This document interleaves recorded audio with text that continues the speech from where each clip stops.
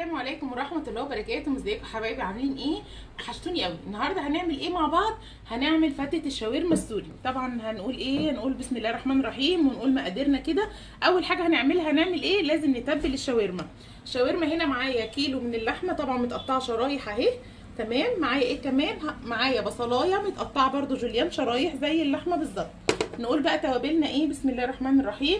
معايا هنا توم باودر وبصل باودر وجنزبيل وبابريكا. كل الحاجات دي على كيلو اللحمه بتبقى معلقه صغيره، يعني معلقه صغيره توم باودر، معلقه صغيره بصل باودر، معلقه صغيره جنزبيل، معلقه صغيره بابريكا، ومعايا هنا برده معلقه صغيره كاري، ومعلقه صغيره كركم، ومعلقه صغيره توابل لحمه.